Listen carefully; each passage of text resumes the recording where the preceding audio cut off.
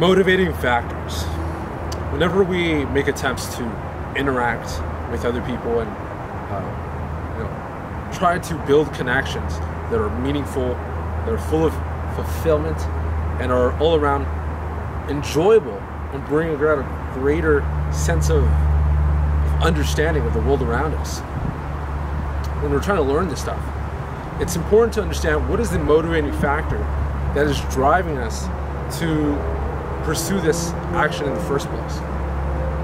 For most people, it's very, surface level, very, just pleasurable means of gratification that aren't always the most,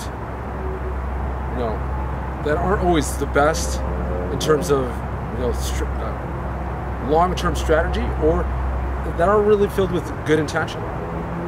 It may be just to get something from someone, or feel gratified with your own ego, or to try to deny your own kind of evil aspects of yourself, the shadow. It's all about escaping and coping rather than a thriving mindset. So what are some of these low common denominator, surface level motivating factors? Number one, everyone has one. It's the ego. We all feel the need to have self-worth and to be this grandiose being with value systems and people that surround us, that praise us and give us instant gratification, right? But that's not really a healthy way of thinking about things. It's not a very stable way of thinking. It's kind of delusional, and it doesn't lead us to a path of success. One of the things that I found very interesting when I was going through YouTube is I would find these clips of Mike Tyson, one of the best boxers of all history. And in his later years, he's talking about how in the past he was so motivated by just wanting to feel validated, gratified, and feel, just feel in peace with himself. And he gets very emotional, he cries, and he's in tears. He doesn't know how to fully express himself, but he's open up to the idea that it was a wrong way to go about things. It led him to success, but the success meant nothing to him. I would highly encourage you to watch YouTube clips of him. He's amazing. He's a beautiful human being, and he's so inspiring nowadays. And he's realized that it was all ego. That it was all driven by a need to be loved, and it wasn't to serve. It wasn't a serving standpoint. That's ego. That's one of the most common ways in which we motivate ourselves to achieve things, but it isn't the best way.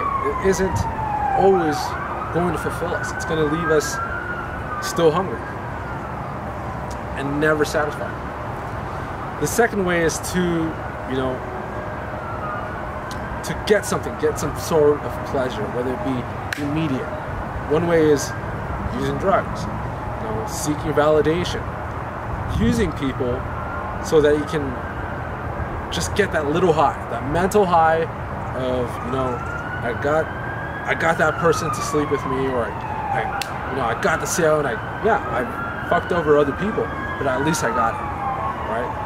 Those are really low common denominator, really low conscious ways of achieving your goals.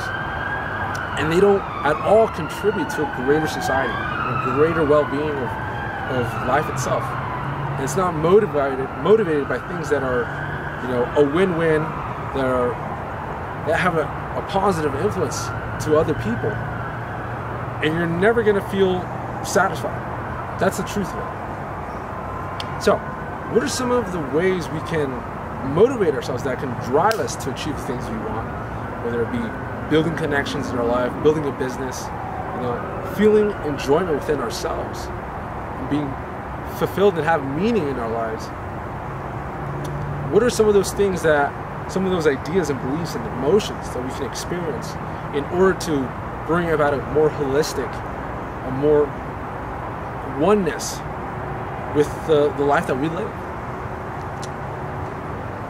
one way that I really like to see and think about things whenever I try to achieve things, when it comes to working out, building my business, doing photography, helping people out with their own social skills, is to be driven with compassion, with love, with gaining power, gaining strength in order to serve others. When we think about things that way, as a way of growing as a whole, rather than just satisfying your own self-worth, then it can bring about something that's never been really experienced for those who have never had that. It's almost like having a child, having your firstborn, and pouring all your love and effort to it. And it can be so motivating. It can be such a drive to treat everyone as an extension of yourself. And when they're happy, when they're being fulfilled and having their worldview expanded and having a greater meaning in their own lives, you feel great too, right? It's contributing to your tribe and being a leader of sorts. That is one way of looking at the world around us and looking at ourselves in order to feel more motivated, to feel more energy and compassion for the things that we do in our lives, right? Another way would be, what are people experiencing on a daily basis? It's pain, it's discomfort, it's anxiety, it's existential crisis. When you can empathize with people on that level and understand what they might be going through, then you can replicate it within yourself. That's what empathy is.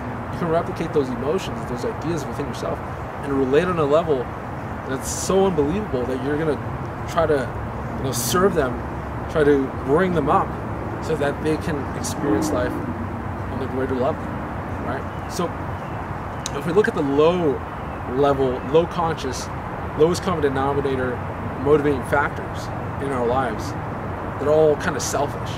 It's all about me. It's all about gratifying my own ego or my own biological drives, right? It's completely selfish. And when we think about how we want to bring about a higher consciousness, when we try to connect with people on a deeper level and have those amazing experiences, it's about having those completely positive, win-win, all-encompassing, motivating factors. Ones of serving rather than, taking. It's about giving opportunities and experiences and emotions that are so life-changing. And so that's the purpose of, trying to connect with people. If you look at, some of the greatest leaders over the course of history, George Washington, he was like, I don't want to be president, right? But everyone just loved him, and they were just like, take it, bro. You can be king if you want. He's like, nah, I'll just be president.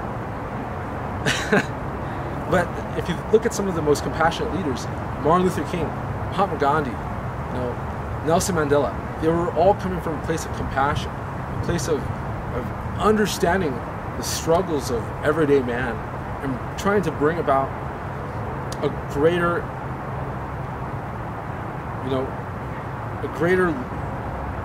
well-being in society at large, so that every individual human being can be satisfied with the life that they have and take the opportunities that make life worth living, right? So if you want to earn more money, if you want to be able to connect with people, you want to be able to build relationships, build an empire, ask yourself, why are you doing it? Are you doing it to do it for yourself so that you can feel like a king and be kind of tyrannical and not really achieve, and then be overthrown by people that don't really admire you? Or do you want to be someone who is democratically elected in that position, who is admired by your peers, not because, and they look at you not out of fear but out of inspiration and out of compassion and a greater understanding of what is the purpose of this all, what is the purpose of life? It's such a powerful idea to be someone who's serving rather than someone who's trying to, like take something from you, that no one can really deny it. No one can deny that idea, and it's something that society is built off of, right? When we first started as tribal societies, it was surrounded it was made up of a hierarchy in which the leader was either going to be a weak leader, a tyrannical leader, or one that's balanced, a kind of philosophical king, right? So, look at your own life.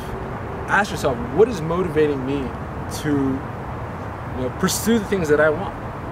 Is it so that I can get a little bit of pleasure, to get that nice little high, or is it to serve others and to bring the level of meaning, the level of depth in our own lives and other people, society at large, the human condition, on a greater level?